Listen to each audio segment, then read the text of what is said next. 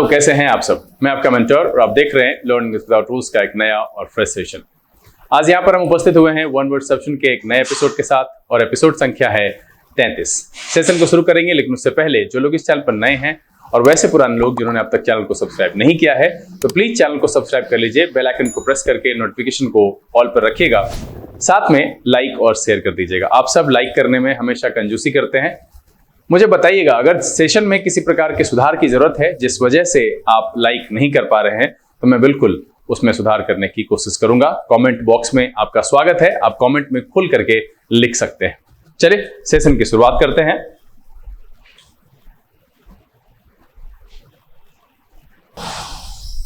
Learning without rules के session में एक बार फिर से आप सबका तहे दिल से स्वागत है। उम्मीद है आप सब तैयार हैं। तो चलिए लेते हैं पहला सवाल और आपका समय शुरू होता है अब।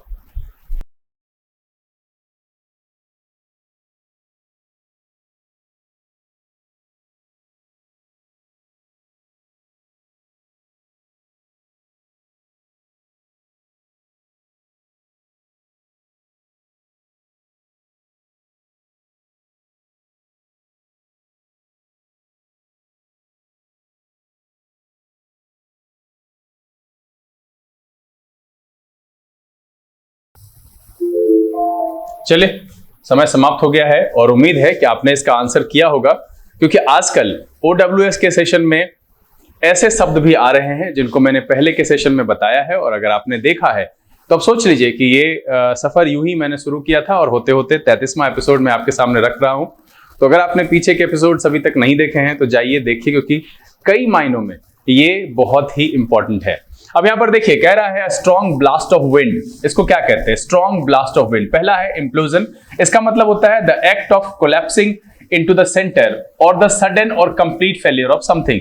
मतलब है अंतःस्फोट कहते हैं, अंदर से टूटना कहते हैं, क्षति होना कहते हैं। तो ये मेरा आंसर नहीं है। Implosion strong blast of wind नहीं है। दूसरा है trickle, to touch somebody lightly with your fingers or with something soft so that he or she laughs। मतलब होता है गुदगुदाना, हल्के से छूना।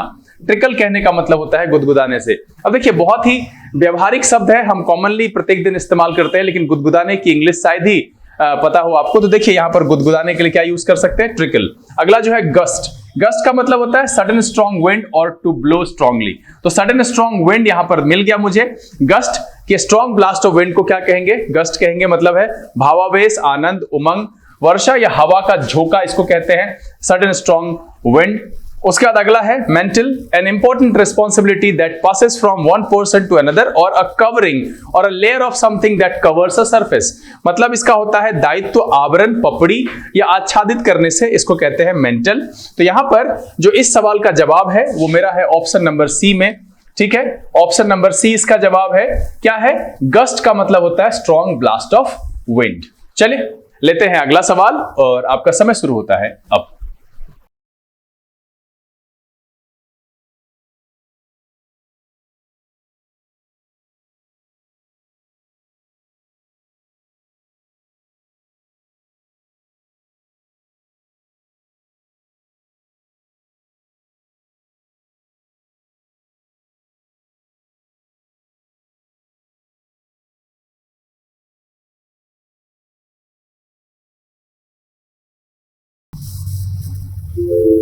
चले समय समाप्त हो गया। कह रहा है फोबिया ऑफ डॉग्स।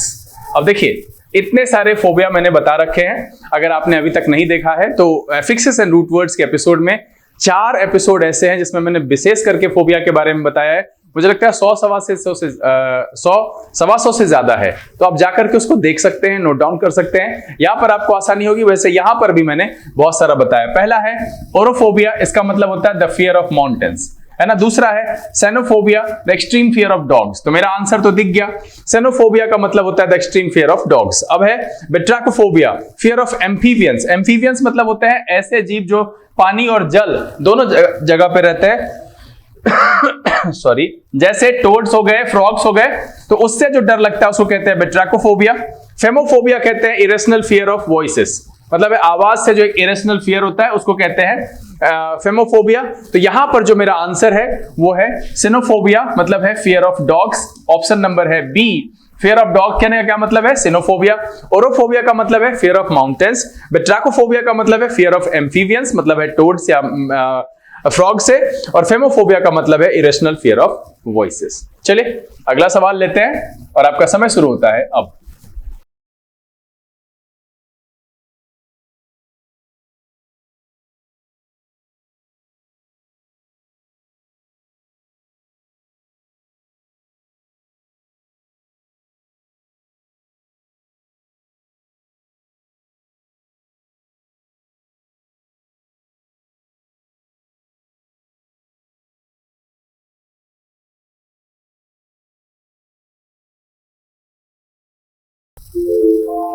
चलिए समय समाप्त हो गया है।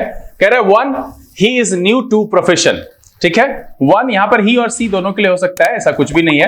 One, he is new to profession मतलब है कि जो अपने प्रोफेशन में नया है। पहला वर्ड है nuance, a very small difference in meaning, feelings, sound, मतलब है सूक्ष्म अंतर के तौर पर उसको कहेंगे, बारीकी, भेद या सूक्ष्म भेद कहेंगे।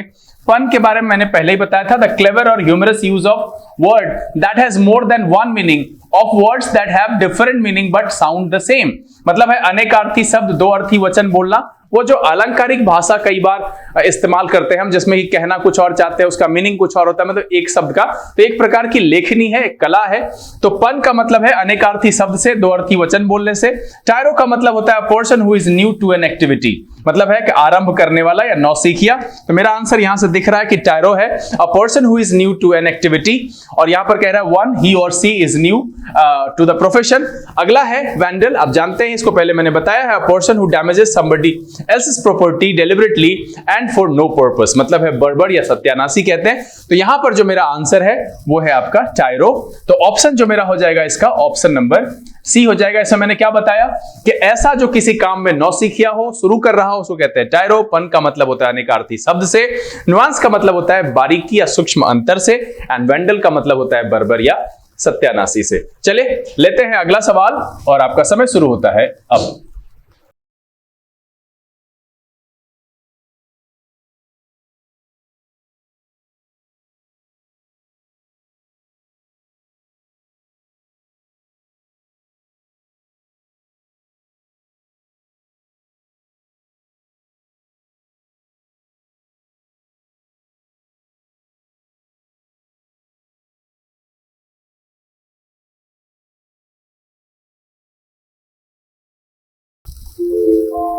चलिए समय समाप्त हो चुका है। क्या कह रहा है? एटोनमेंट फॉर वंस सिंस, मतलब है किसी भी पाप के लिए पश्चाताप। एटोनमेंट फॉर वंस सिंस, पहला क्या है?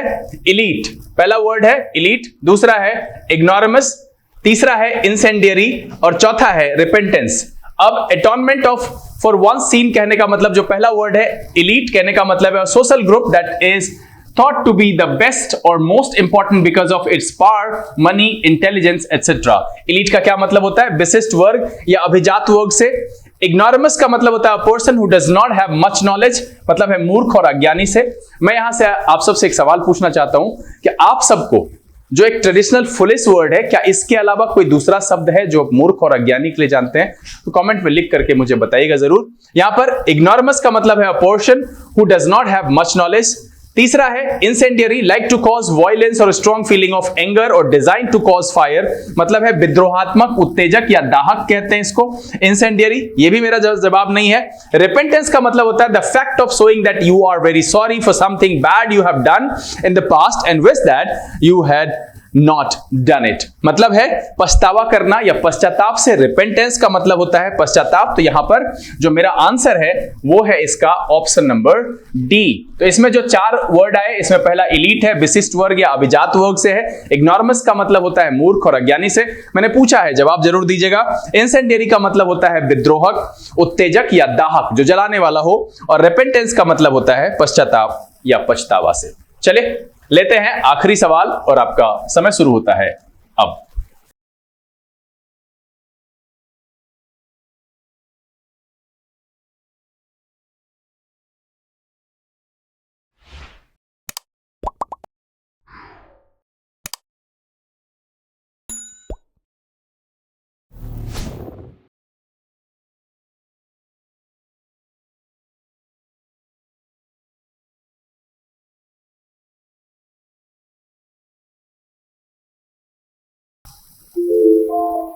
चलिए, समय समाप्त हो चुका है।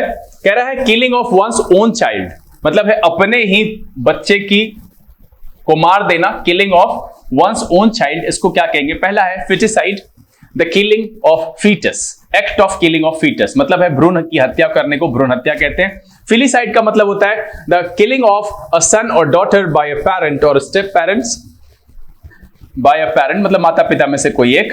अब यहां पर है इन्फेंटिसाइड का मतलब होता है कि the crime of killing a baby specially when a parent kills his और हर ओन चाइल्ड। अब यहां पर है कि ये नवजात की हत्या से है, शिशु हत्या से, विशेषता माता पिता के द्वारा। ल्यूपिसाइड का मतलब होता है द किलिंग ऑफ वुल्फ और वुल्व्स, ठीक है, वुल्फ और वुल्व्स के जो किलिंग होती है उसको कहते हैं ल्यूपिसाइड। इन्फेंटिसाइड का मतलब होता है शिशु हत्या से, फिलिसाइड का मतलब पुत्र या पुत्री की हत्या से होता है, एंड फिटिसाइड का मतलब होता है भ्रूण हत्या से। तो यहां जो मेरा जवाब है वो है इसका ऑप्शन नंबर बी। देखिए यहां पर आप कंफ्यूज हो गए होंगे बी और सी में।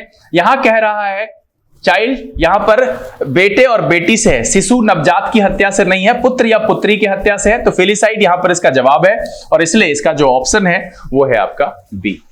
उम्मीद करते हैं कि इस छोटे से सेशन में जो 5 एमसीक्यूज आपके सामने रखे, जिसके माध्यम से हमने 20 वर्ड्स आपके सामने रखा, अधिकांशतः आपके लिए नए होंगे और सब पढ़ करके आपको मजा आया। ये वीडियो पसंद आया, अगर ये वीडियो अच्छा लगा आपसे लाइक कर दीजिए।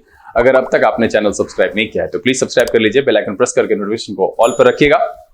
समय यहां से विदा लेने का, बहुत जल्द इस तरह के वीडियोस के साथ फिर आपके सामने उपस्थित होंगे। तब तक के लिए आप घर में रहिए, अपना और अपने परिवारजनों का ख्याल रखिए, खुश रहिए, मस्त रहिए, लेकिन पढ़ते लिखते जरूर रहिएगा। लर्निंग विदाउट रूल्स के सिंह से this is B K Singh signing off. Keep reading, keep practising. Thank you, God bless you.